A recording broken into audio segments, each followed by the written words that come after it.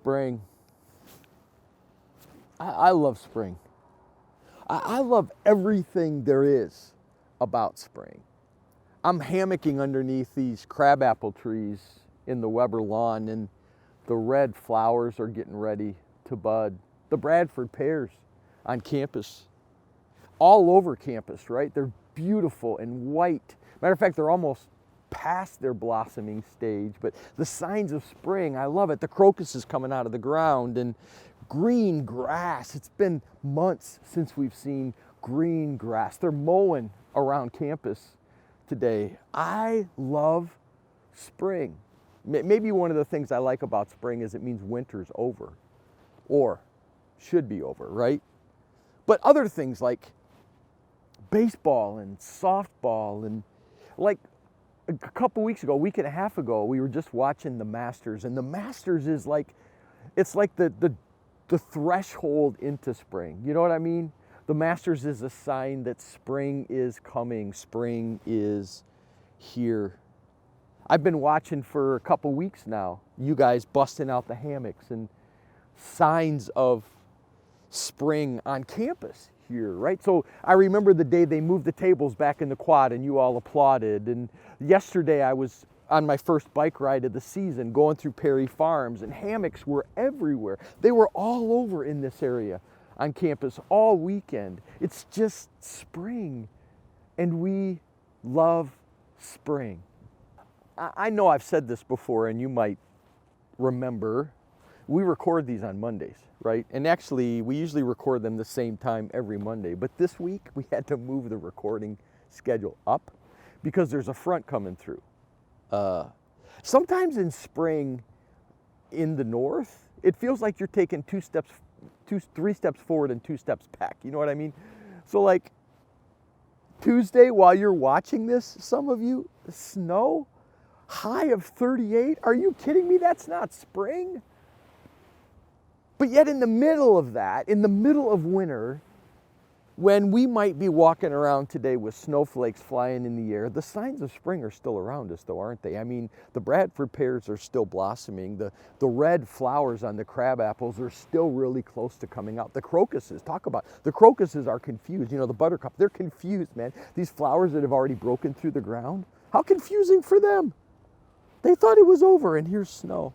But in the signs of winter, even when winter seems to kind of be holding on for its last breath, signs of spring are there. Signs of spring are around us. Kind of sounds like Lion, Witch, and the Wardrobe, doesn't it? The signs of spring. Spring is coming. Remember that line? The Chronicles of Narnia? Signs. There are signs of spring everywhere. And I'm going to stretch the metaphor because it's not my metaphor, it's Jesus. It's what Jesus said. Have you ever thought about this, that we are signs too? We're not signs of spring. We're not signs of season. You know, it's funny because seasons, we look forward to seasons, right? I mean, how many times have you caught yourself getting excited with the first snowfall of the year, but yet today, seriously, snow? Snow is good in November and December, but snow in April, come on, give me a break. But that doesn't mean the signs still aren't around us in the midst of winter even. And it's the same way for us, for those of us seeking to live in the way of Jesus. Jesus says we are signs. In John chapter 14, he's continuing to walk through this teaching the night before he's murdered. And his disciples, they're worried because he says he's going away, but he says, look, if you go away, I won't leave you alone. I'll send a comforter to you, and I'm going to the Father. And remember, Philip says, will you show us the Father? And Jesus, I think a little exasperated, looks at them and says, look, if you've seen me, you have seen the Father. But if you don't believe what you've seen in me, at least believe in the works that you've seen. Jesus talking about the miracles that he'd done for 3 years. But then he says this odd phrase in the 14th chapter of John. But you will do works like these. In fact, you will do works greater than these.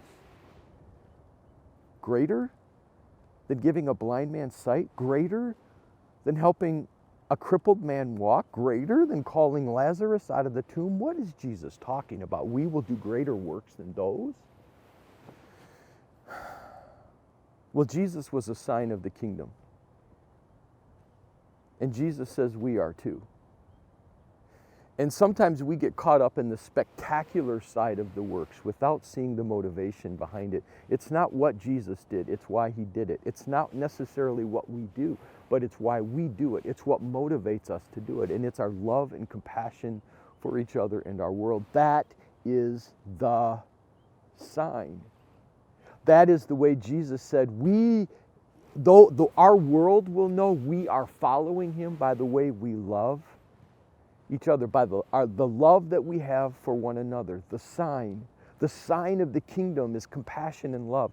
Love for each other, for our tribe, but also compassion for those that may not be in the tribe yet. Signs. Listen, just like the fact that I can hammock today on Monday, most likely wouldn't hammock on Tuesday because of what the weather's going to do. The fact that we had to record this 2 hours earlier so I wouldn't get wet while I'm hanging here under a crabapple tree. But there are signs around us that the season is changing and a new day is right around the corner. I don't have to stretch that metaphor for us to know what it means for us to be signs of the kingdom. A new day is right around the corner. And how do we show others what the new day looks like? By our love and compassion for each other. So hey, enjoy spring. Seriously, get your hammocks out. Go watch a baseball or softball game. But every time you see a sign for spring, may God by his Spirit gently remind us that we are signs of the kingdom as much as this crabapple tree is a sign of spring. May God enable us to live the lives that he called us to live so our world can fully understand what Jesus and his kingdom are all about. Grace and peace. I'm going to take a nap.